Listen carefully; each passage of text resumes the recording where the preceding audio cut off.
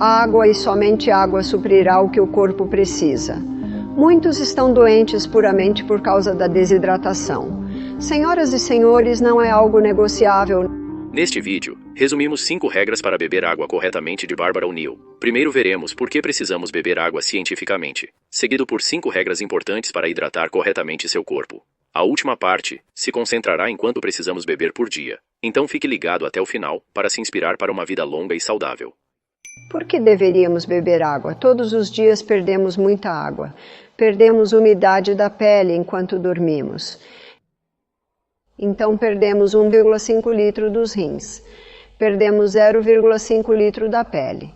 Perdemos 0,3 litro do cólon e perdemos 0,2 litro dos pulmões. Então são 2,5 litros de perda por dia ou 2,5 litros de perda por dia. Isso precisa ser reposto. Não temos um tanque de reserva nas costas.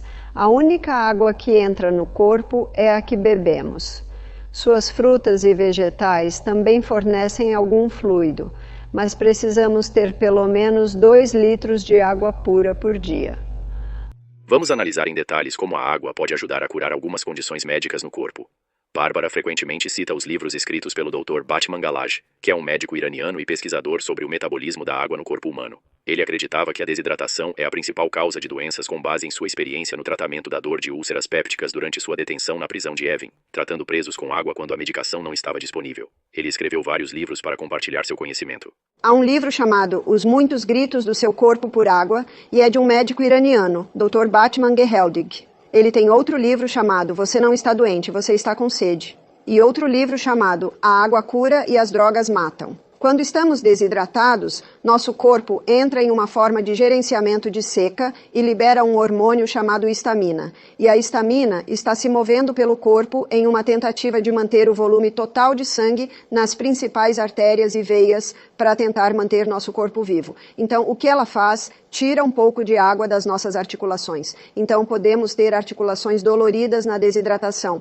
Ela tira um pouco de água do revestimento do nosso estômago, que tem uma parede mucosa espessa. Veja, essa parede mucosa espessa é 99% água. Então, podemos desenvolver úlceras estomacais em um estado desidratado. Ela tira a água do cérebro. Do pescoço para baixo, somos 75% água. Do pescoço para cima, somos 85% água. Quando a água é retirada do cérebro, as células cerebrais encolhem e isso dói.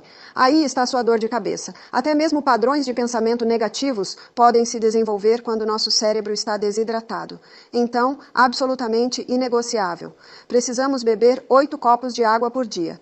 Então a primeira regra é beber pelo menos 8 copos de água por dia. Isso significa que precisaremos bebericar água ao longo do dia e começar cedo.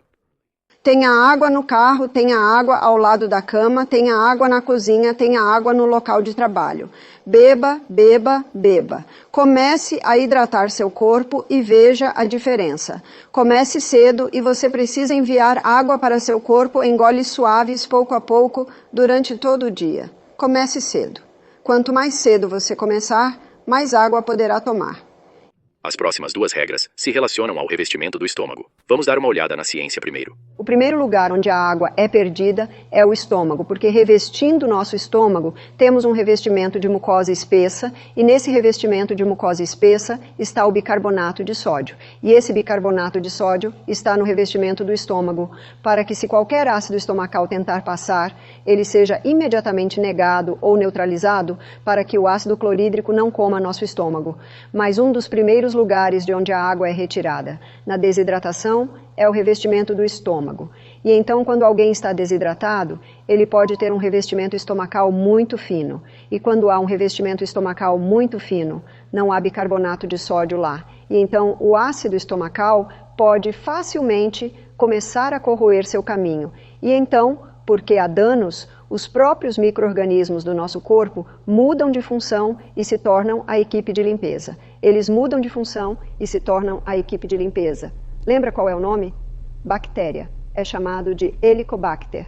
Helicobacter pylori é culpado por úlceras estomacais. Qual é a causa das úlceras estomacais? Bem, o número 1, na verdade, é a desidratação. E o Dr. B afirmou que, ao escrever seu livro, havia curado 3.000 casos de úlcera estomacal apenas com água. Aqui está a segunda regra. Beba um copo de água meia hora antes da refeição. Então, um copo de água meia hora antes da refeição, a primeira coisa que fará é engrossar a mucosa do estômago. Agora, para a terceira regra. Não beba água durante a refeição. Aqui está uma história engraçada de um paciente de Bárbara que tinha úlcera, mas bebia 2 litros de água todos os dias. Ele disse, eu estava bebendo 1 litro de água em cada refeição. Então, em cada refeição, ele está diluindo seu ácido clorídrico. Você sabia que o ácido clorídrico é antibacteriano, antifúngico? Então, se seu ácido clorídrico for forte, a Helicobacter pylori não consegue sobreviver no estômago, porque o ácido clorídrico é antibacteriano. Ele não está bebendo nada entre as refeições. Então, em cada refeição, quando ele se senta para comer, ele está desidratado, sem revestimento estomacal. Então, aqui está a Helicobacter pylori, apenas fazendo o seu trabalho, e a propósito, todo mês, quando o antibiótico entra, ele mata a Helicobacter pylori, mas como o dano ainda está lá, mais Helicobacter pylori vem para limpá-lo. Quando ele se senta para comer, o ácido clorídrico é liberado, e o ácido clorídrico está prestes a descer e acabar com a Helicobacter pylori. E então, o que o homem faz? Toma um grande gole de água. O que isso faz com o ácido clorídrico? A água dilui o ácido. Ele aprendeu nas palestras a importância de beber entre as refeições e não com as refeições. Então, ele está bebendo entre as refeições. Então, o que isso faz com o revestimento do estômago? Coloca um revestimento grosso e agradável no estômago. Quando ele cheira, começa a comer alimentos ácidos clorídricos liberados. Ácido clorídrico desce e limpa o corpo dele. Se curou. Agora, se alguém está com sede depois de uma refeição por todos os meios, tome alguns goles de água. Alguns goles de água não vão reduzir muito a eficácia do ácido clorídrico. A seguir, é que devemos tentar beber menos bebidas com cafeína que nos desidratam. Primeiro, entenderemos onde mais em nosso corpo precisamos de água, seguido por 3 bebidas específicas que devemos tentar evitar para a hidratação. Então, descemos pelo trato gastrointestinal e chegamos ao pâncreas. Aqui está o pâncreas. E o pâncreas libera 2 hormônios no sangue e também libera, ou enzimas no intestino, hormônios no sangue. Quais são os hormônios que vão para o sangue do pâncreas? É insulina e glucagon.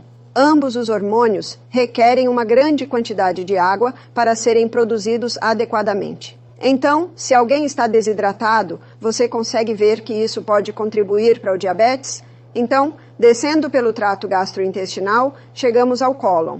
E uma das principais funções do cólon é tirar água para que as fezes sejam formadas. Se uma pessoa está desidratada, mais água é retirada do que deveria, então ficamos com pelotas de coelho e cimento. Então, a constipação pode ser resultado da desidratação.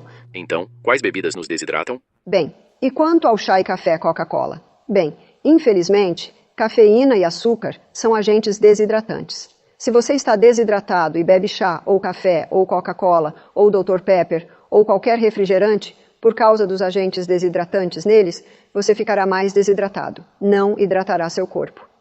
A última regra para beber água é tomar um pouco de sal celta antes de beber água. Por que você deve fazer isso? Os minerais no sal celta ajudam a absorver melhor a água nas células. E a melhor maneira de acessar essa água é tomar um pouco de sal celta com seus 82 minerais antes de cada copo. A célula é cercada pelo que é chamado de membrana bicamada. Esta é uma membrana de camada dupla e a água precisa de ajuda para entrar na célula. Então, como ajudamos a água a entrar na célula? Então, a maior concentração de mineral dentro da célula é potássio. A maior concentração fora da célula é sódio. E há bombas de sódio e potássio que estão na membrana ao redor da célula. E essas bombas de sódio e potássio estão constantemente assim, mantendo o equilíbrio dentro e fora da célula. Mas o sal que usamos é celta. E o sal celta, e é chamado de sal celta porque é colhido manualmente pelo método celta tradicional. E um dos valores do sal celta é que ele contém 3 magnésios. E é por isso que é tão úmido, porque o magnésio é uma molécula que consome muita água.